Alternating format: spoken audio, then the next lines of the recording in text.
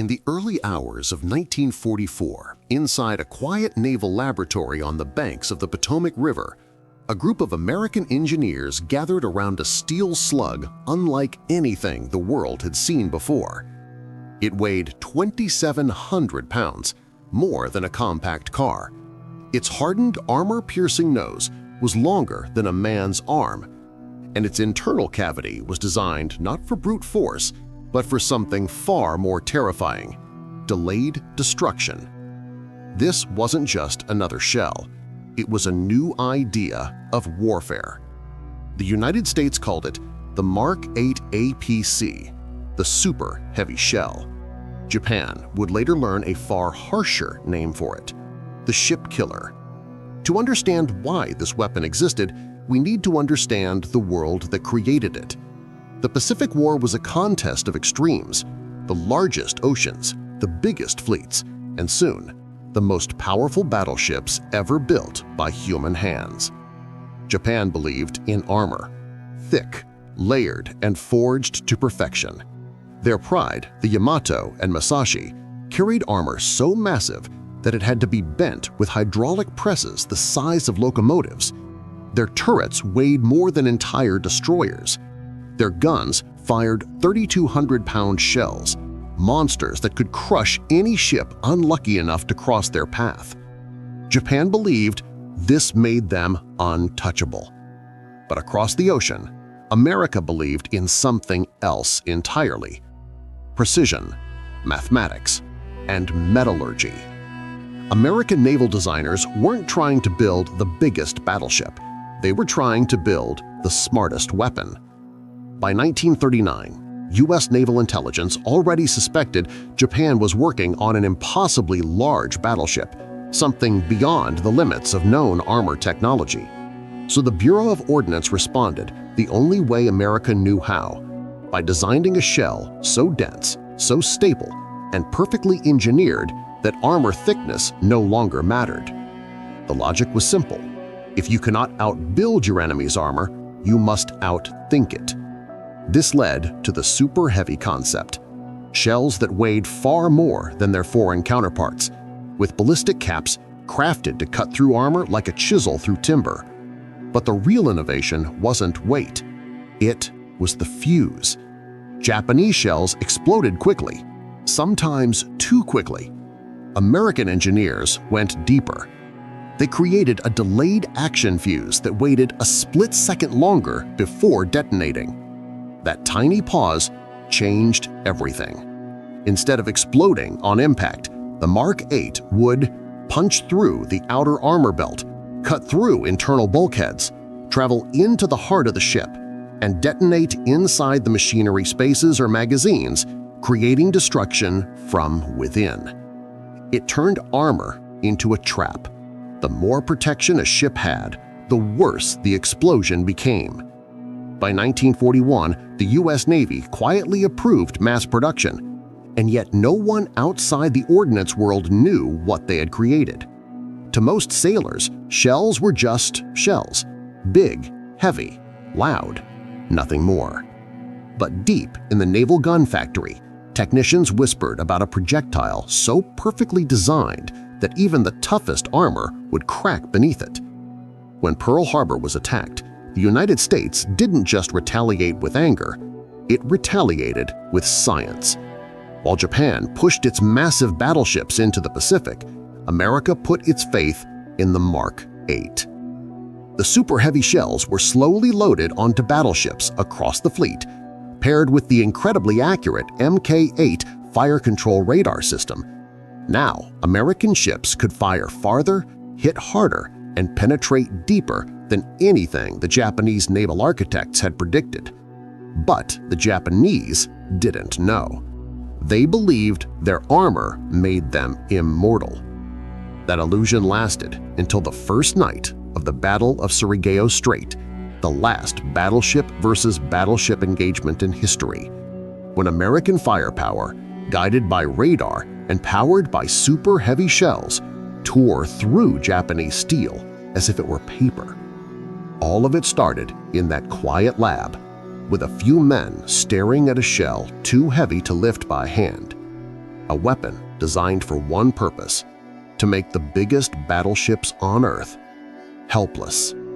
This is the story of how metallurgy defeated mass, how precision defeated power, and how one single shell rewrote the fate of the Pacific War.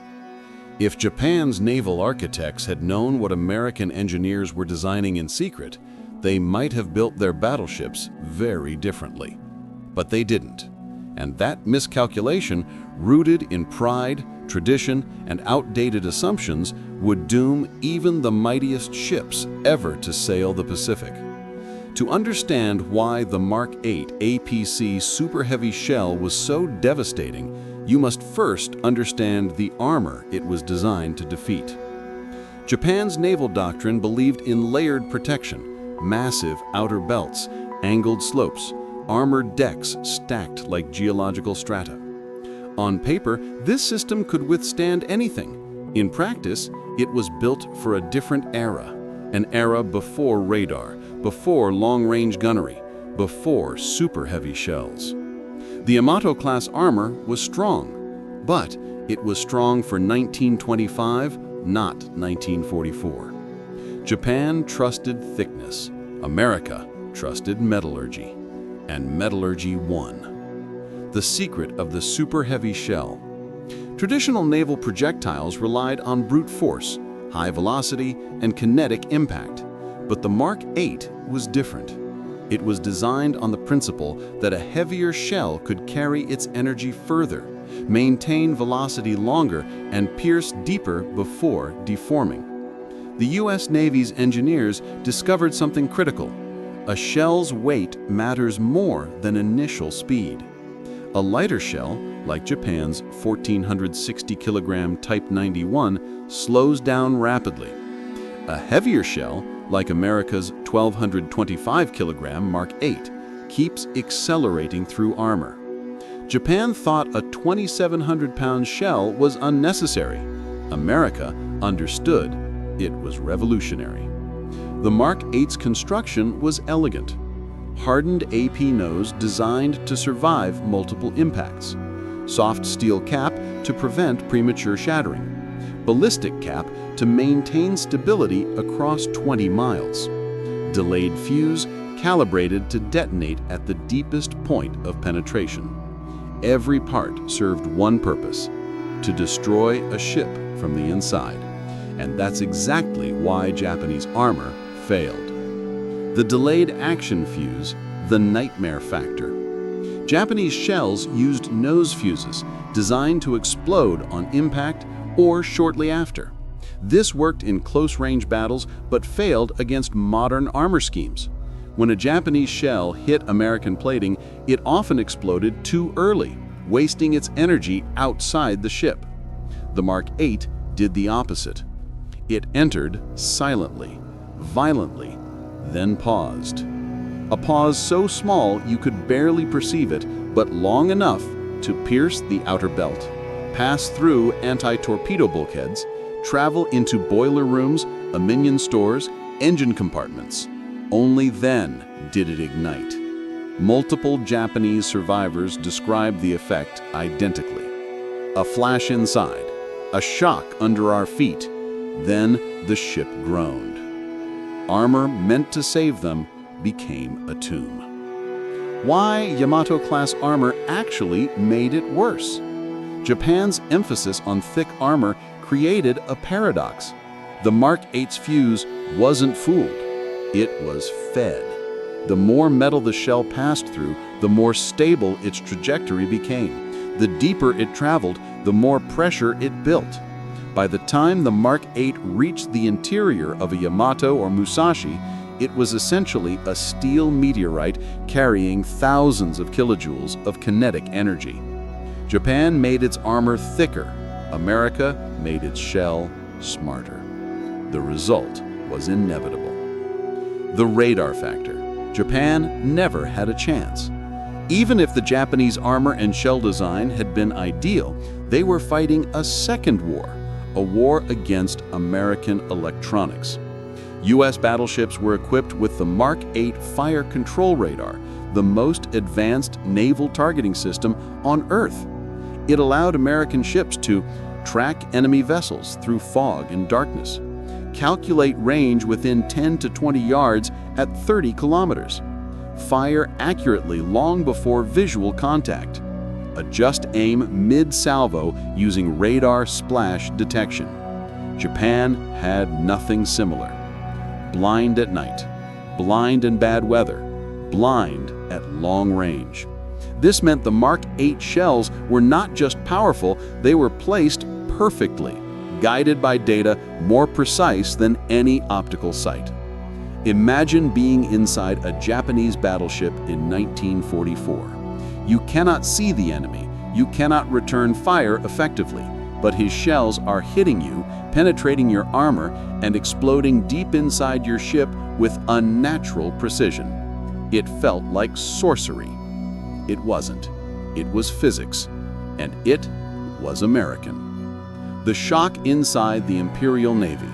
When reports of deep penetrations reached the Japanese Naval General Staff, many officers refused to believe them. They blamed poor maintenance, unlucky hits, or even sabotage. They simply couldn't accept that American shells could punch through their invincible armor. One officer wrote, "If this is true, our great ships are made of paper." By the time they accepted the truth, it was too late. The Mark 8 APC was not just a shell, it was a statement. Armor no longer mattered, only intelligence did. Block 3 will go into the real battles: Surigao Strait, Leyte Gulf, Musashi's breakdown, Yamato's panic, and exactly how these shells destroyed ships that were never supposed to die.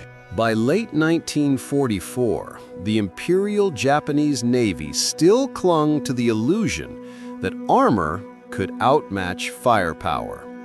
The Yamato class, two of the largest battleships ever built, were their final argument. Their armor was thicker than any ship afloat, their guns were unmatched in size, and their crews believed they were sailing aboard floating fortresses. But in the shadows of the Pacific, the U.S. Navy was preparing a demonstration so brutal, so precise, that it would end the age of battleships forever. That demonstration began at Surigao Strait, the last battleship versus battleship engagement in human history. The night the Japanese didn't see coming. On October 25, 1944, Japanese Admiral Nishimura's force steamed through the narrow Surigao Strait under darkness.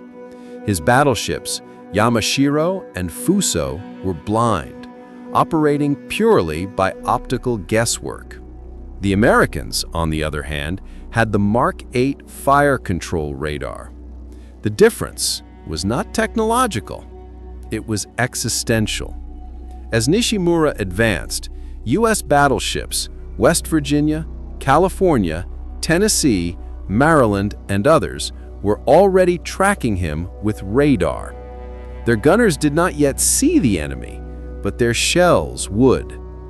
At 22,800 yards, long before a Japanese lookout could spot a silhouette, the Americans opened fire. The Mark 8 APC shells tore through the night. They didn't arc like traditional rounds. They screamed. The first hits shattered Yamashiro's superstructure. The second set punched into her engine rooms. And then, deep inside her armored citadel, a delayed action fuse detonated.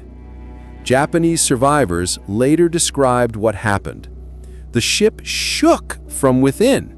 The armor did nothing. This was the Mark 8 doing exactly what it was designed to do. And the Japanese still couldn't see their attackers. Within minutes, Yamashiro was crippled. Her armor had been pierced repeatedly from distances she was never designed to endure. Optical fire control was useless. Radar-controlled salvos struck with pinpoint accuracy. Survivors swore the shells ignored the armor. It wasn't magic, it was mathematics. The Mark 8 had turned the heaviest armor on Earth into a liability. The Musashi, when a fortress drowned. Just one day earlier, another giant had faced the new American firepower, Musashi, Yamato's sister ship. Strictly speaking, Musashi was sunk primarily by aircraft, but the reason aircraft could kill her was that the Mark 8 and its ballistic philosophy had already redefined the battlefield. Armor was no longer sacred.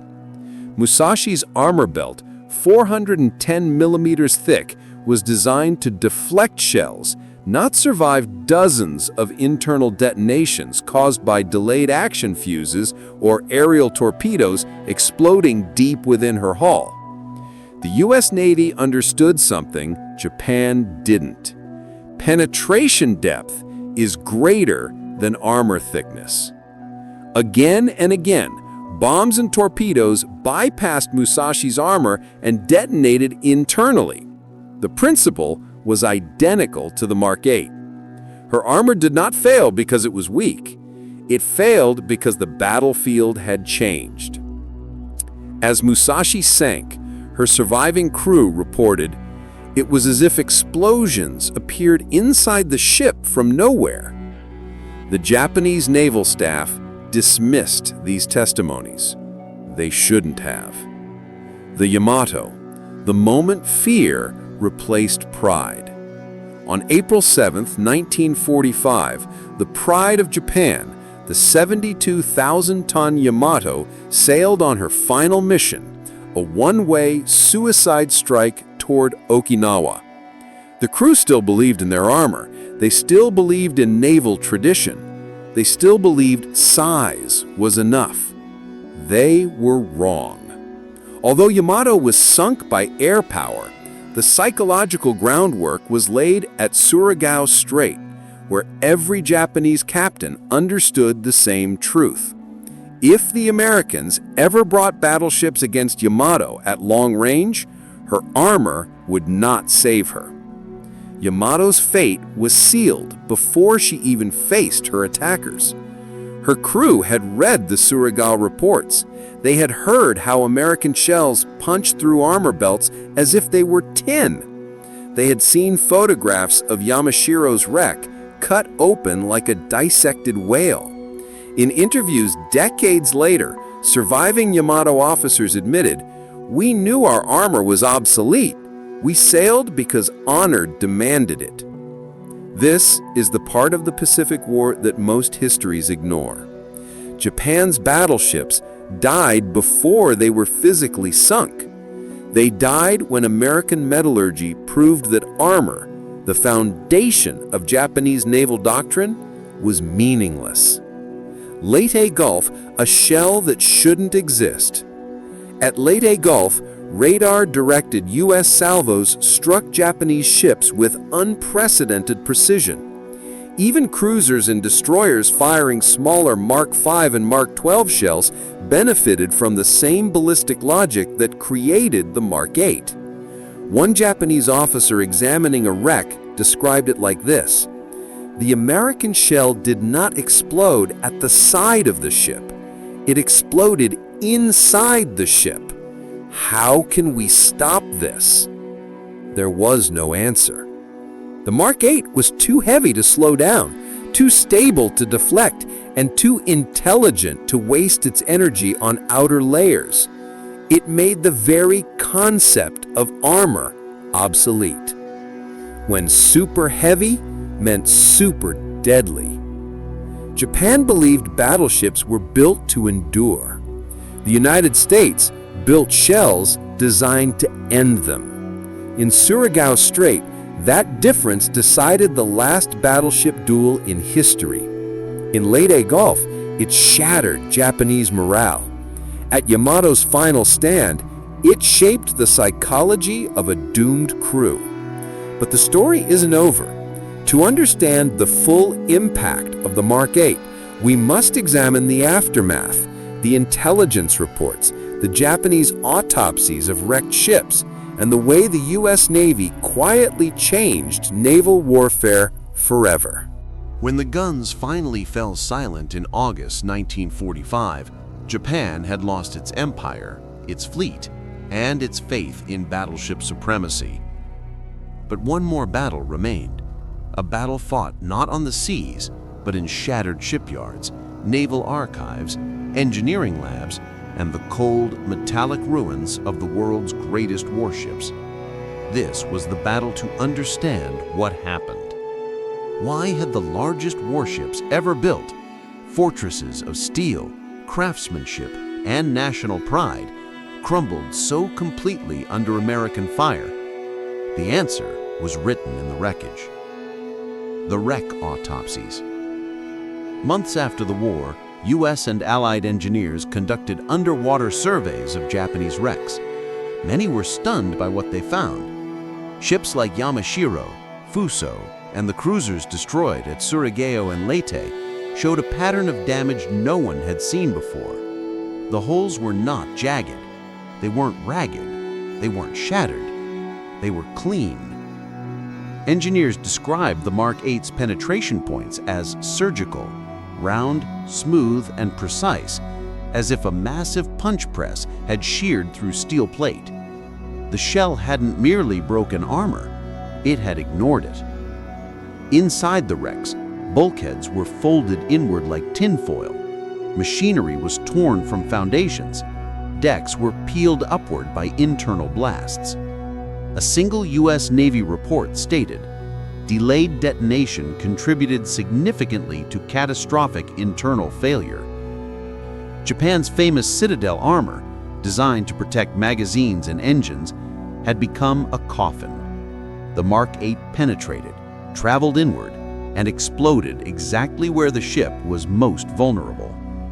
In a cruel twist of irony, Japanese design philosophy, the belief that sheer thickness created invincibility, had made their ships more vulnerable to the shell America created. The psychological collapse of the battleship ideal. Throughout the 1930s, every major naval power believed in the same idea: heavier armor wins. But American shell designers didn't follow the script. They rewrote it. Naval analysts concluded, heavier shells, not heavier armor, dictated the future.